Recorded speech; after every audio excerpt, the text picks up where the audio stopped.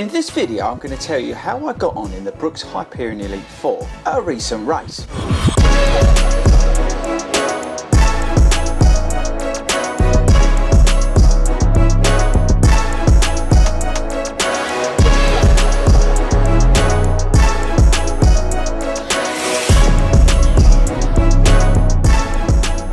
What is up everybody, and welcome back to FORDY Runs. My name is Chris Ford and I'm a running coach who loves to review running shoes here on YouTube, and as promised people, I'm coming back and reporting back to you on the HYPERION Elite 4, how they got on in a half marathon. Okay, right, so if you're new around here, I did a sort of first impressions kind of video on the HYPERION 4, or the Elite 4, sorry, for Brooks. And I said in that video, I'm going to take them out and I'm going to use them in anger at a half marathon and then come back and let you know how I found them. Because with these sort of super shoes, I personally prefer to try and do, if I can, a race in them.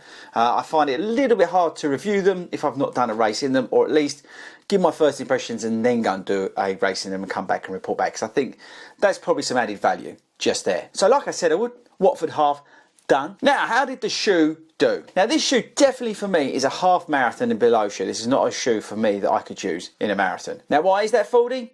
It's just not got that sort of longer distance speed in it for me. I think I need something that's a little less racy than this, believe it or not, to give me the confidence to use some of that goal pace, that marathon pace in the later miles in the marathon, as I'm sort of, shuffling along really. This is a shoe that's a little bit quicker. I think this is a shoe that's a lot of fun, but it's got limited, it is limited in terms of distance for me. And that's why I think I'm right in terms of half marathon and below. But I do think if you're one of those quick people out there, this is definitely an alternative to some of those faster shoes out there, Vaporfly 3 for example. But it's not for me. This is definitely a half marathon and below shoe. Right, so let's quickly recap on the shoe before we get into how I found it and all that sort of stuff. So the shoe's 220 pounds, 236 grams. We've got the DNA Flash 2, which is this nitrogen infused midsole compound. We've got an extremely breathable upper, which I absolutely love. It fits true to size. It's a UK 9.5. We've got some decent coverage on the outsole. We've got the, I don't know if you can see that, the carbon composite plate going through there. It's called Speed Volt, although I can't really read it because it's now got mud all over it. Lockdown's great, lacing's great, tongue, is it gusseted? No, it wasn't, and you've got a pull tab on the back. I wouldn't say it's the widest shoe in the world. It's quite narrow here, so you've got to be aware of that if you've got some stability issues. And I think that's it in terms of stats and features.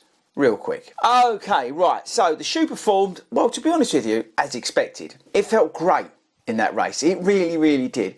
It's a great shoe, right?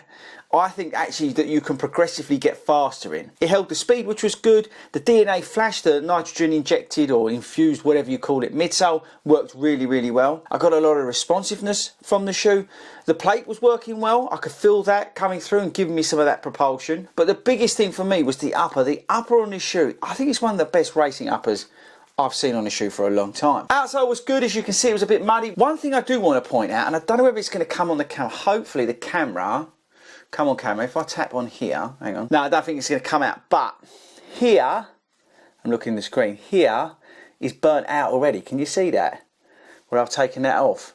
Now that's me sort of badly running like that, yeah? But I've already, after a 13.1 mile race in it and the other mileage I've done in it, and I think, for argument's sake, it was over 20 miles before I took them into that race.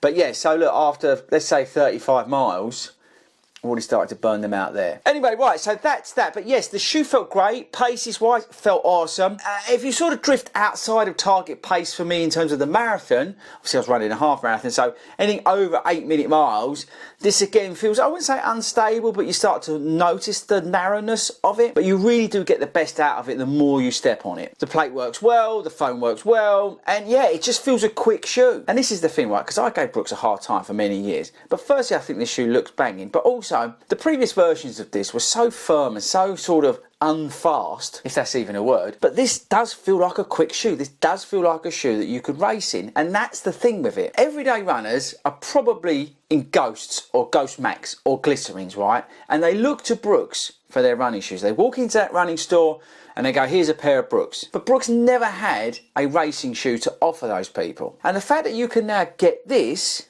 alright, it's £220, but now you can get this. It gives them an option. So maybe they're doing their first 10k, doing their first half marathon. This is a shoe that you can buy with confidence and run fast in. Now the shoe I'm most excited about is the HYPERION Max 2 because it is that sort of halfway house. It's a really good looking training shoe from Brooks.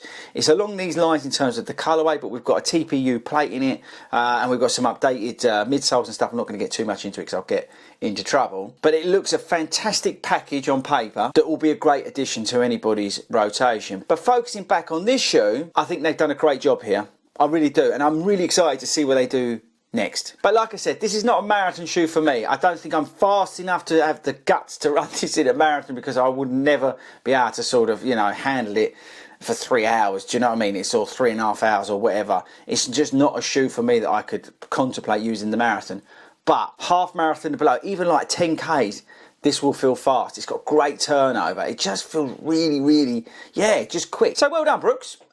Good job here. Yeah, it's a nice surprise, to be honest with you, because the previous shoes weren't anywhere near what they needed to be. So look, if you've got a Ghost or a Glycerin and you want a racing shoe, not necessarily the marathon, then this is honestly an option for you now. This is a shoe that actually I'm happy to sit here and go, you know what? Try it may work. So I don't know, if you're running around in a pair of Launch, like I know somebody is, then these will work brilliantly for you. These really well. Smash out a 10K, 5K, park run even. Like, I mean, think about it. £220 for a park run shoe is expensive, but you know what? It can do park run fast. So again, you've got options, people, and that's the thing. Brooks never had a shoe that gave people options in terms of race day, and now we've got that. Okay, people, there you go. I said I'd come back, said I'd let you know my sort of honest opinion, and as always, it is filthy in here. I've now got mud all over me. Should have cleaned them, but yeah, wanted to get that video done, let you know my thoughts. I said I would do that. Let me know in the comments, have you gone for the HYPERION Elite 4?